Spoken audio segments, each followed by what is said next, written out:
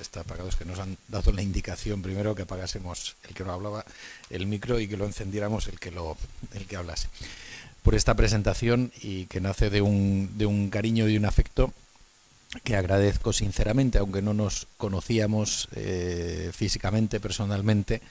pero sé que ese afecto estaba ahí, ya además por toda la relación con la Asociación de Propagandistas, con el CEU, y bueno, por leer a este pobre jovenzuelo, una persona mucho más experimentada en sabiduría, y agradezco por eso sus palabras. Muchas gracias también a don Demetrio por su presencia aquí y al recibimiento que me ha hecho antes en el seminario, acompañarme allí con los seminaristas. Ya es una amistad que viene de largo tiempo entre nuestra abadía y él y la diócesis de Córdoba. Y agradecer también pues a las otras personas que solicitaron que viniera y que han hecho posible que esté aquí, don Antonio Muñoz, don Fernando Cruz Conde y todas las demás personas también de la Asociación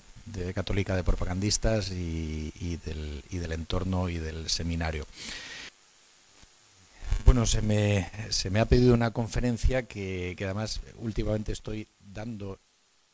porque me la solicitan en más sitios, ¿no? Y a partir de también que en el centro de la Asociación Católica de Propagandistas de Jerez la solicitaron, a partir de ahí me han ido pidiendo que quizá no sea del todo original, porque bueno, pues más o menos me manejo básicamente con el mismo esquema, puesto que se trata de básicamente el mismo mensaje. Y es el tema de la crisis de Occidente. En su parte dolorosa, en sus causas, pero también ver también la esperanza en que nuestro Occidente puede confiar, puesto que un cristiano nunca puede caer en una desesperación, sino que siempre la virtud teologal de la esperanza está ahí y tenemos que valernos de ella. Hay algunos datos recientes que de algún modo pueden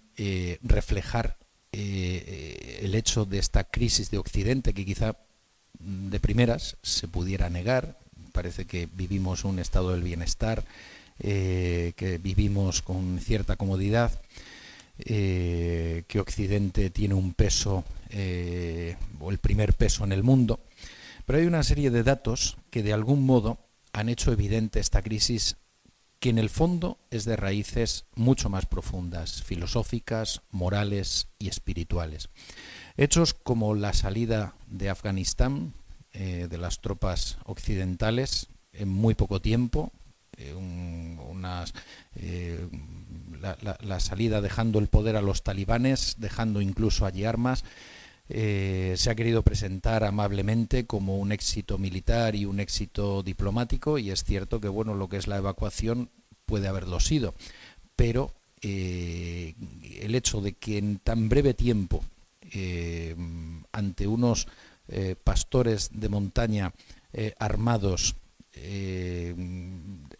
unos ejércitos mucho más poderosos hayan tenido que evacuar Afganistán de esta manera, refleja que Occidente no tiene la fuerza y el peso de antes. La crisis económica y social derivada de la crisis sanitaria del COVID también nos avisa de unos síntomas de crisis más profunda y los riesgos futuros para la economía occidental, hechos también como la actual crisis en la frontera entre Ucrania y Rusia, cuestión en la que no voy a entrar en cuestiones de geopolítica, pero que también refleja en gran medida la debilidad de Occidente, y datos como también la ausencia de grandes líderes en Occidente actualmente, y da la impresión de que vivimos en unos tiempos de mediocridad general. Pero estos datos que pueden hacer evidente esta crisis en la que nos movemos son los, digamos, más superficiales, los que lo hacen más evidente, pero hay unos elementos más profundos que son de raíz, como señalaba antes, moral y espiritual, de raíz filosófica y de raíz cultural, y que provienen de todo un proceso de larga duración, como señalaba don José Javier, que se ha venido gestando fundamentalmente a lo largo de los siglos de la Edad Moderna y en lo que conocemos como todo el proceso de la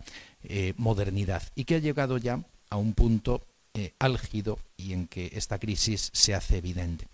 Para comprenderlo es necesario acercarnos, aunque sea brevemente, a comprender qué es el ser de la civilización occidental, de lo que conocemos como la civilización occidental, y tener en cuenta cómo se formó esa civilización occidental, nuestra civilización. Es un proceso que nace de la antigüedad clásica, con un legado griego y romano, y que se desarrolla en la Edad Media cristiana, con el aporte también de los pueblos bárbaros, germanos y eslavos u otros, y a todo ello el cristianismo es el que confiere, el que alienta con un espíritu, le genera como un espíritu, un aliento vital que funde todos estos elementos. De tal manera que podemos decir que la civilización occidental es la fusión de 4 elementos: el legado clásico grecorromano, el helenismo y el romanismo, con elementos tales como la valoración del hombre, de la razón, el canon estético, el desarrollo de las primeras formas políticas organizadas y el primer pensamiento político, el valor de la ley, del derecho en Roma, de la organización, del orden, de la vida urbana, del concepto del cibes, del quives, del ciudadano, más el aporte de los pueblos bárbaros, germánicos o eslavos en el este de Europa, también de lo que va a ser toda la cristiandad europea, y el cristianismo como aliento vital que favorece y posibilita la síntesis de todos estos elementos.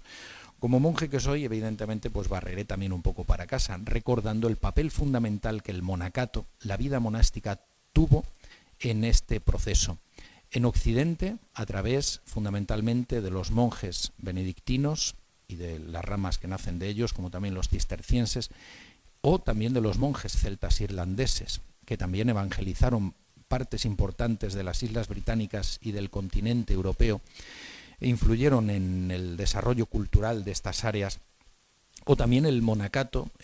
bizantino eslavo en el este de Europa, en toda la expansión. Además celebrábamos el otro día también a San Cirilo y a San Metodio, ayer en concreto, y toda la expansión que el monacato bizantino tuvo hacia el mundo eslavo, en los Balcanes, en centro de Europa y en el ámbito de la Rus de Kiev, que es el origen también de la posterior Rusia. Tenemos así el nacimiento, de esta manera, de esa Europa occidental y oriental, de esa civilización que concebimos como la cristiandad, y de hecho se da una similitud entre los conceptos de cristiandad y de Europa fundamentalmente en época de Carlomagno. A partir de ahí se concibe esa identificación entre la cristiandad que nace en este periodo, y en él mismo nacen también las naciones europeas, las patrias europeas, tanto orientales como occidentales, precisamente por la fusión de todos estos elementos. Es lo que todo esto también hará posible que se desarrolle eso que el Papa Juan Pablo II llamó los 2 pulmones de Europa, una Europa que respira con 2 pulmones, el de Oriente y el de Occidente. Y esta cristiandad medieval identificada con Europa, cuando precisamente después, fundamentalmente desde el siglo XVI, en los siglos de la modernidad, se produce una quiebra interna a la que vamos a hacer referencia a continuación, es a través fundamentalmente de la corona hispánica y de Portugal, y después también cuando se integra en esa monarquía católica hispánica,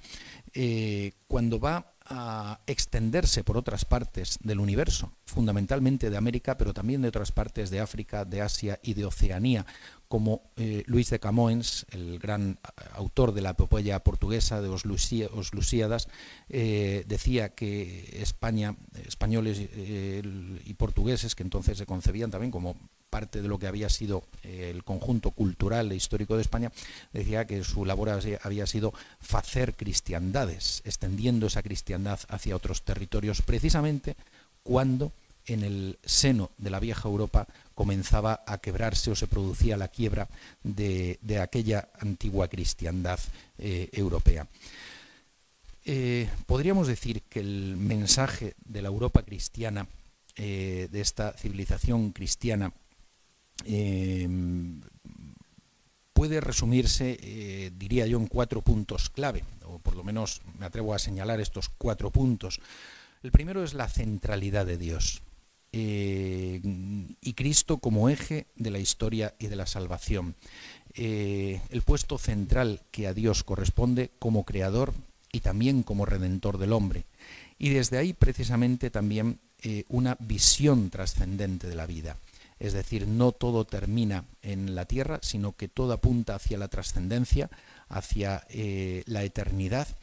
y en unión con ello, y además bebiendo en esta ocasión también de las raíces griegas y romanas, la valoración del hombre, el valor del hombre como tercer elemento, al cual el cristianismo le confiere un carácter de mayor peso aún, desarrolla también el concepto de persona humana. La valoración del hombre es uno de estos elementos clave de lo que podemos llamar el mensaje de Europa. Y el cuarto es lo que me atrevería a considerar como, o expresar como el origen y la composición natural de la sociedad, es decir, la concepción y la conciencia de que la sociedad nace de la propia sociabilidad natural del hombre, que el hombre es un ser social, un zoon politikon, como decía Aristóteles, un animal político, un animal social, y esto que aparece en el pensamiento clásico grecorromano, el cristianismo lo hace suyo, y en realidad se ha expresado así en toda cultura y en toda civilización, aún por primitiva que pudiera ser. En el confucianismo chino existe esta noción también, y solo será a partir fundamentalmente del siglo XVIII, fundamentalmente, aunque con algunos precedentes anteriores, cuando se comience a romper esta idea de la sociabilidad natural del hombre, a partir sobre todo de las teorías de Rousseau. Pero la sociedad tiene un origen natural por la propia sociabilidad natural del hombre, y surgen unos cuerpos intermedios que son los que evitan tanto la caída en un individualismo como en formas de estatismo o de estatalismo. Esa crisis a la que hemos hecho referencia, esa crisis de esta cristiandad, esta civilización occidental cristiana, tiene lugar como un proceso de larga duración a lo largo de la modernidad. Podemos señalar algunos elementos de ruptura o de quiebra en ella. En primer lugar, quizá el más llamativo, porque además produce una quiebra incluso a nivel violento, a nivel de guerras y a nivel político, de división de países, va a ser el fenómeno de la Reforma Protestante. Es lo que marca, de algún modo, más llamativo esa ruptura o esa quiebra interna en la cristiandad, en un conjunto que hasta entonces ha estado unido. Pero junto a ello hay otros elementos, otros factores de ruptura o de quiebra que muchas veces pasan más desapercibidos. Uno de ellos se da en el pensamiento filosófico. En el pensamiento filosófico fundamentalmente nos encontramos con un proceso que va evolucionando desde el realismo clásico a las nuevas formas diversas de subjetivismos, es decir, de la consideración de que la verdad objetiva existe, de que existe el ser, de que existe la realidad, se pasa a diversas formas de entender que es el sujeto quien configura la realidad, es el sujeto quien por lo tanto configura la verdad, y no hay una verdad objetiva. Todas esas formas clásicas y cristianas del pensamiento realista van pasando ahora a se van desarrollando unas formas subjetivistas que van a estar también en los fundamentos del nuevo pensamiento político y moral de corte individualista y de corte inmanentista. Porque esto conlleva también una ruptura en la visión de la vida. Si decíamos que ese mensaje de la cristiandad hablaba de la trascendencia de la vida, de la trascendencia del hombre, de la trascendencia de la historia, pasamos ahora a una visión inmanentista, a una inmanencia en lo terreno. Los proyectos apuntan solo hacia la construcción cada vez más de un progreso que constituya de algún modo la construcción de un paraíso terrenal sin Dios. Se produce consecuentemente, como decíamos, también una ruptura en la moral. En gran medida esa visión subjetivista y este inmanentismo llevan a una ruptura en la moral. Y de esa moral objetiva que afirma la verdad objetiva, la existencia de la verdad y de la ley natural inscrita por Dios en el corazón de los hombres desde la creación, y que el hombre, aun cuando no haya recibido la luz de la revelación, pero por el uso recto de la razón puede llegar al conocimiento de esa ley natural, a saber distinguir entre unos errores y unas verdades fundamentales y entre lo que está bien y lo que está mal, se pasa a una ética subjetivista, autónoma, como diría Kant, la defensa de esa moral autónoma frente a todo tipo de moral heterónoma, es decir, que nos sea dada de fuera, de lo alto, de Dios o de cualquier fuente externa, a esa ética subjetivista, autónoma, o que se proyecta también en el Estado. Y es cuando se desarrollan las diversas formas también de estatalismos y de totalitarismos, porque es el desarrollo de la razón de Estado y el desarrollo de una moral de Estado. Y se produce todo esto, también conlleva una ruptura en el pensamiento político y en la aplicación política. De las formas de monarquía y gobiernos limitados de la Edad Media y o en lo que se había denominado en España, lo que habían llamado los grandes teóricos españoles de los siglos XVI, XVII, la monarquía templada, la monarquía temperada, la monarquía moderada, con el modelo de los Austrias en el caso hispánico, se va pasando a formas de gobierno u otras formas que existían también de gobiernos limitados, en repúblicas como la de Venecia, etcétera. Se va pasando al Estado absoluto y totalitario, a los diversos totalitarismos, incluido también el liberal, que también, cuando uno lee a Rousseau, también encuentra allí los fundamentos de un totalitarismo de orden liberal. Es el pensamiento que se puede encontrar, por ejemplo, toda esta línea que apunta a la soberanía absoluta del Estado sobre la persona, sobre los cuerpos intermedios, sobre cualquier moral de orden objetivo, se encuentra en pensamiento de autores como Maquiavelo, como Spinoza, que es uno de los primeros teóricos del estatalismo, del totalitarismo, del Estado como absoluto, Hobbes, que por su visión negativa del hombre, su visión pesimista del hombre de origen protestante, clama por un Estado que domine absolutamente toda la convivencia ciudadana, puesto que el hombre es un lobo para el hombre. Formas también de estatalismo o de totalitarismo, como las que desarrolla Calvino en Ginebra, con una república teocrática, sobre unos fundamentos teocráticos, pero de orden de un Estado absoluto. Bodino en Francia, o Hegel, que es quien ya llega a un grado de identificación del Estado con el absoluto, diviniza propiamente el Estado, y de ahí nacen las formas de estatalismo y totalitarismo liberal, marxista o nacionalista. La ruptura violenta definitiva de todo este proceso podemos decir que se plasma en la Revolución Francesa de 1789, evidentemente, en las revoluciones liberales, las diversas revoluciones liberales que tienen lugar en diversos países de Europa a lo largo del siglo XIX, en las revoluciones de cuño marxista, socialismos, comunismos, fundamentalmente la revolución soviética de 1917, o las revoluciones que pudiéramos denominar, con mayor o menor margen de error, porque no todos los movimientos pueden ser incluidos bajo esta catalogación, como fascistas, o propiamente la nacionalsocialista, que son formas también de derivación de este estatalismo y de este inmanentismo que busca la creación de un paraíso terrenal sin Dios. Todo esto llevó a eso que Juan Pablo II, refiriéndose al comunismo, denominó una trágica utopía, las trágicas utopías del siglo XX, el comunismo, el nazismo, con todo lo que llevó también toda esta evolución de la modernidad hacia 2 guerras mundiales, el desarrollo de la bomba atómica, etc.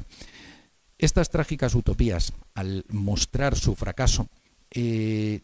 trajeron consigo una desilusión, una pérdida en la confianza en el hombre. Si durante la modernidad todavía ha sido una confianza absoluta en la capacidad del hombre de autoconstruirse a sí mismo y construir por sus propios medios un paraíso terrenal sin Dios y un progreso sin fin,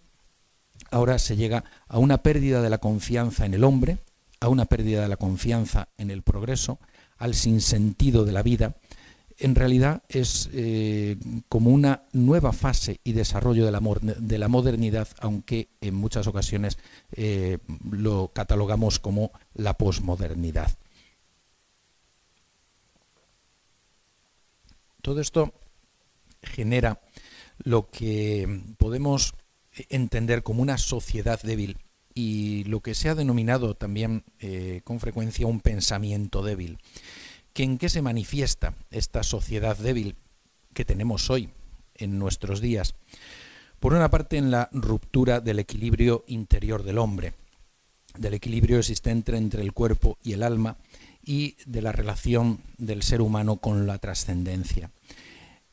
Una ruptura del núcleo vital y social del matrimonio y de la familia, a través de toda la mentalidad divorcista, de la inestabilidad para los hijos que suponen todas las rupturas familiares, del desarraigo que produce en ellos y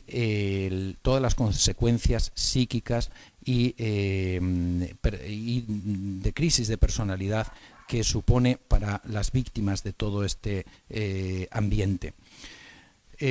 Una sociedad débil que se manifiesta también el desprecio por la vida del hombre,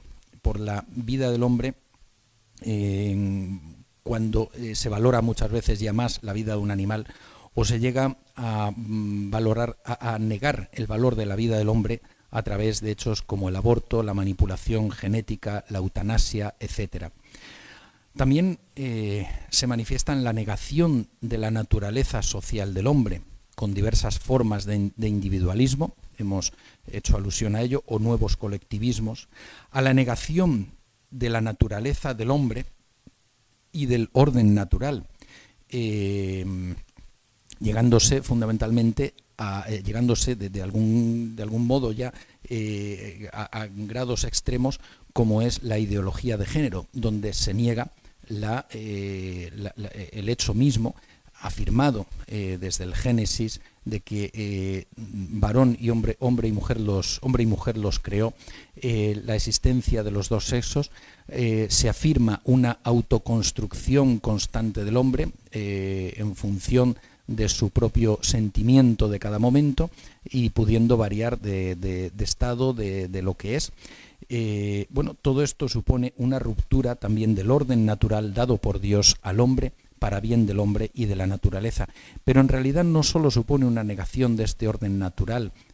creado por Dios y de la naturaleza del hombre, sino que es que supone una negación del sentido común, porque todos los pueblos de la tierra, todas las culturas, todas las civilizaciones,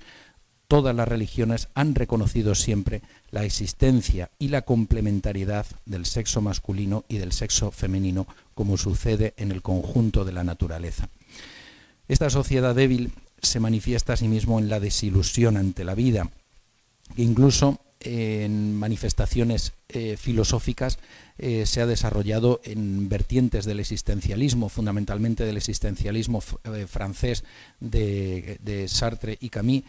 y en los derivados prácticos de toda esta desilusión, el sentido de la náusea, del absurdo, del sinsentido de la vida, que incluso a la hora de la verdad se plasma también en el sentimiento de soledad de tantas personas, de tantos jóvenes, en el sentimiento de la tristeza y llegando a un aumento de los suicidios. El tema del suicidio es una cuestión que normalmente los medios de comunicación evitan dar noticias, y tiene su lógica, porque todos sabemos que tiene un efecto dominó y que cuando hay una persona que tiene tentativas de suicidio, al escuchar alguna noticia de este tipo, le infunde ánimo para hacerlo. Entonces ahí es uno de los pactos que, bueno, pues tiene su lógica que exista entre los medios de comunicación, pero sí que es cierto que las estadísticas de los suicidios son muy elevadas precisamente en los países en los que muchas veces se supone que hay un mayor bienestar y un mayor nivel de vida, como es en los países nórdicos. Recientemente se han dado a conocer las estadísticas españolas y se ha producido un aumento alarmante del número de suicidios. Cuando los suicidios aumentan, reflejan que hay una sociedad enferma de fondo, que hay una sociedad enferma, que hay mucha soledad y mucha tristeza de fondo. Y esto normalmente nace de unas causas morales y espirituales. Esta sociedad débil se manifiesta a sí mismo también en la generación de, frente a todas estas desilusiones, la generación de nuevas utopías o distopías. Una de ellas, esta ideología del género, pero otra de ellas también en alza, en proceso de desarrollo, es el transhumanismo, la idea del hombre cibernético, de la idea del hombre máquina, esta imagen del ser humano maquinizado que se nos presentaba en películas de ciencia ficción y que a veces tenía una parte atractiva pero otra que nos causaba horror, es algo hacia lo que se aspira y que hay toda una teoría transhumanista que apunta hacia ello. Es otra forma de negar también el ser natural del hombre y del orden natural establecido por Dios en la creación. Una manifestación asimismo de esta sociedad débil y hoy muy en boga es el globalismo que supone una forma de negación de las identidades patrias, con todo lo que supone de desarraigo del hombre respecto de su tierra, de su tradición, de su historia, de su vida natural. El megaurbanismo que vivimos también en buena parte del mundo hoy día, de algún modo contribuye a este desarraigo de lo natural, de lo rural, a este desarraigo de la naturaleza, de las tradiciones propias. La Agenda 2030 como expresión de este globalismo también es una manifestación clara también de este proceso de desarraigo respecto de las identidades patrias y de las tradiciones y de la propia historia. Ese megaurbanismo al que hacía referencia sin arraigo en la naturaleza auténtica, de algún modo lleva a algo que hacía referencia a don José Javier también, que es esas vertientes animalistas, el animalismo, el veganismo, etcétera, que realmente nacen de aquellos que posiblemente no han visto la naturaleza viva, no han visto los animales más que a través de la televisión o de Internet, porque son los que no han vivido en ella quienes pueden pedir y promover leyes como la de bienestar animal, que por cierto convendría recordar que las primeras leyes orientadas en este sentido, las primeras leyes animalistas, las dio el Tercer Reich alemán. Fueron las primeras leyes nazis, nacidas del neopaganismo germánico nazi, que llevaba a valorar a los animales a la misma altura que a los hombres. Como bien decía alguna persona, cuando se comienza a tratar a los animales como personas, se acaba tratando a las personas como animales. Al final todo esto indudablemente lleva o tiene que llevar a una serie de estallidos, porque toda esta situación de algún modo se hace insostenible para la vida humana. Estallidos que pueden tener un origen fundamentalmente social, en gran medida a partir de toda la crisis económico-social derivada del COVID, y un elemento añadido de muchas crisis de civilización que también se da hoy para el mundo occidental, y en el que podemos establecer paralelos con semejanzas y diferencias entre el Imperio Romano y la Europa occidental, es la cuestión de las avalanchas migratorias. La diferencia fundamental que podemos encontrar es que si en el Imperio Romano la avalancha migratoria se produjo fundamentalmente de los pueblos germánicos, que acabaron siendo integrados, incorporados a la cultura clásica a través de su pacificación por el cristianismo, fue el cristianismo quien los integró e hizo una síntesis con la cultura cristiana. Hoy día hay algunas poblaciones o sectores de la población de origen migrante que son perfectamente asimilables, pero hay un elemento que procede del sur de Europa, que es sobre todo el Islam, que es un componente de muchísima mayor dificultad para su integración, y precisamente porque su fuerza está en su religión. Christopher Dawson, un filósofo de la cultura británico de la primera mitad del siglo XX, señalaba que la fuerza de una cultura, la fuerza de una sociedad, la fuerza de una civilización se encuentra en su religión, en su arraigo religioso. Él ya apuntaba cómo Europa se encontraba en un proceso de crisis por su despego respecto de la religión cristiana. Pues esto es algo que hoy se hace evidente. Mientras que el Islam la civilización islámica tiene su fuerte arraigo en la religión, la civilización de origen cristiano se ha apartado de sus raíces cristianas. Juan Pablo II habló de una apostasía silenciosa de Europa. Benedicto XVI hablaba de una sociedad neopagana, de una era neopagana. Bueno, pues este es un proceso real que por eso se pueden establecer estas diferencias también entre lo sucedido en el Imperio Romano y este elemento que puede ser disgregante para lo que ha sido la Europa clásica, la Europa occidental a lo largo de los siglos, como es hoy el Islam, que no es fácilmente asimilable, puesto que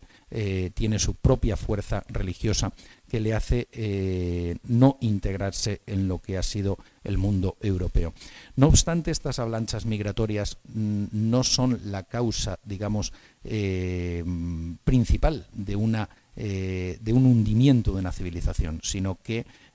eso nace del interior, de la propia crisis de valores que el Occidente vive. Dentro de la propia Iglesia Católica, como en toda la sociedad en general, también podemos encontrar algunos elementos de esta crisis, porque indudablemente el pensamiento del mundo también muchas veces se nos mete a nosotros, también a los católicos, en el seno de la Iglesia.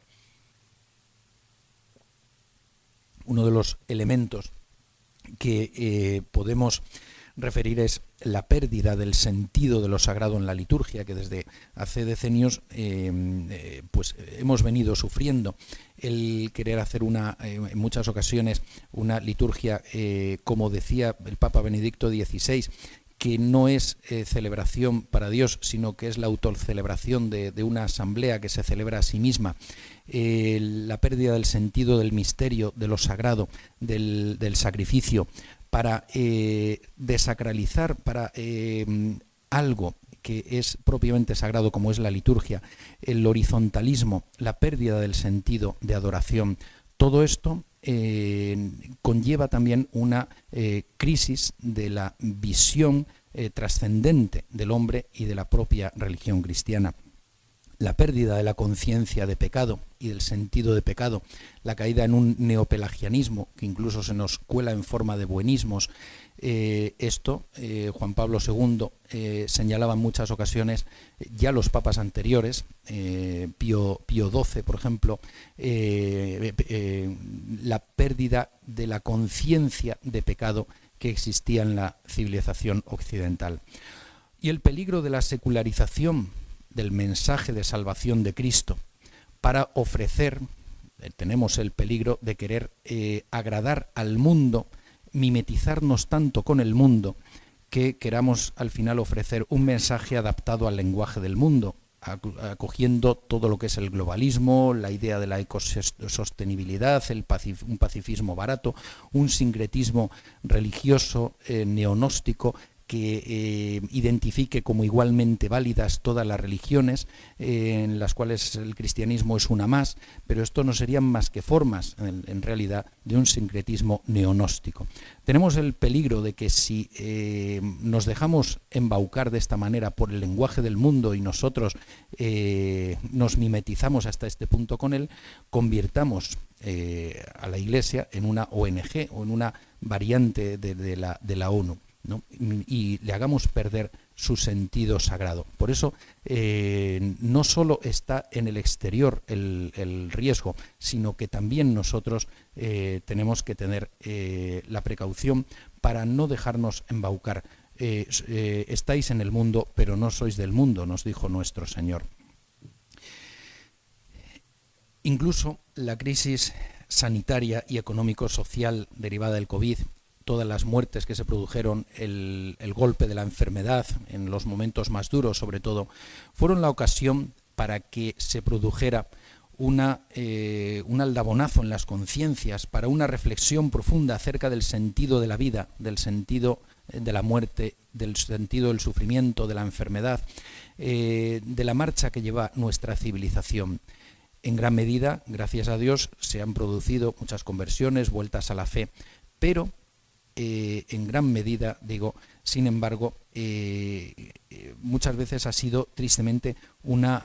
ocasión perdida. A veces no se ha reflexionado tanto en esto e incluso nos hemos preocupado más por las medidas higiénico-sanitarias y también incluso dentro de la Iglesia que por responder a estas preguntas profundas sobre el sentido de la enfermedad, de la vida y de la muerte.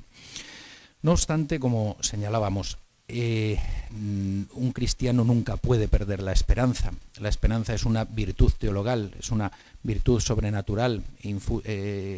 dada por Dios, que de Dios viene y hacia Él apunta. Es una religión de esperanza el cristianismo. Es una de las tres virtudes teologales y es una esperanza sobrenatural para la vida eterna, pero que repercute también en la vida, en la propia vida presente. Esta esperanza cristiana se manifiesta en la visión cristiana de la historia, desarrollada ya desde San Agustín y otros padres de la Iglesia, que trataron además de mostrar la armonía existente realmente entre la providencia divina y el libre albedrío del hombre. Este sentido de la providencia en la historia nos enseña que Dios no nos abandona, no abandona a la persona, no abandona a la humanidad, no abandona a la Iglesia en su conjunto. El Espíritu Santo actúa en el hombre y actúa en la historia. El Espíritu Santo sigue santificando y conduciendo a la Iglesia, sigue alentando la vida de la santidad de la Iglesia, incluso en los periodos de crisis, incluso en los momentos en que parece que todo se desmorona, la santidad brota y son los santos los que reconducen el camino de la Iglesia. El Espíritu Santo está sobre el mundo y sobre la Iglesia. Y el triunfo final siempre será de Cristo. Y desde luego, al final de los tiempos, con su segunda venida, no hay duda que el triunfo final también será de Cristo. Por lo tanto, hay esta visión providencialista de la historia que nos infunde esperanza. Mirando también podemos ver también elementos de esperanza. Mirando a la Europa oriental y sin entrar en los problemas de tipo geopolítico, porque no es mi misión aquí abordarlos, que podamos ver, pero fijándonos en lo que son muchas de las sociedades que han salido de la tiranía del comunismo en años relativamente recientes aún, podemos ver unos signos de esperanza en lo que son los países, digamos, del eje de Visegrado, Polonia, Hungría, Eslovaquia, en la sociedad rusa, en la sociedad ucraniana, y dejando, como digo, a un lado elementos inquietantes y de choque por políticas exteriores, incluso enfrentadas entre sí, podemos encontrar muchas veces elementos de esperanza en estas sociedades que han vivido bajo un ateísmo militante y que han mostrado un arraigo más profundo en la fe o una vuelta a la fe después de la caída de este ateísmo comunista. Una sociedad polaca que dio a un Juan Pablo II, a un padre Popieluszko, que ha dado a través de Polonia un mensaje como el de Santa Faustina y la misericordia divina, las iglesias polacas que siguen llenas, las peregrinaciones polacas, lo mismo también que se ve también signos de esperanza en otros muchos países de Centro Europa como Hungría, Eslovaquia, o en la sociedad rusa y ucraniana. He visitado las dos y he podido ver este arraigo tanto en la religiosidad, tanto entre ortodoxos como entre católicos. Y muchas veces también la falsa imagen mediática que sobre estos países del este de Europa se nos muestra en Occidente. Ex oriente lux, de oriente viene la luz, de oriente nace la luz. Siempre allí, siempre en el occidente existía esta noción, y uno de los elementos que también causa esperanza es el ver las vocaciones que sigue habiendo en estos países. Otro elemento de esperanza, pese a todo el panorama que como españoles de un modo especial quizá nos afecta el ver la evolución de los países de Hispanoamérica en años recientes, sin embargo podemos mirar con esperanza las resistencias que se producen en Hispanoamérica ante la acometida de la agenda globalista, resistencias fortísimas a la imposición del aborto, a la imposición de la ideología de género, la lucha resistente de tantos hispanoamericanos que reflejan así que todavía están vivas y muy vivas las raíces católicas e hispánicas de aquel continente. Y finalmente, pues debemos poner nuestra esperanza en María Santísima, la Madre de la Esperanza, nuestra esperanza que no abandona jamás a sus hijos. Ella nos atraerá la luz y la fuerza, aun cuando humanamente podamos perder todo atisbo de esperanza. Nuestra esperanza, como decíamos,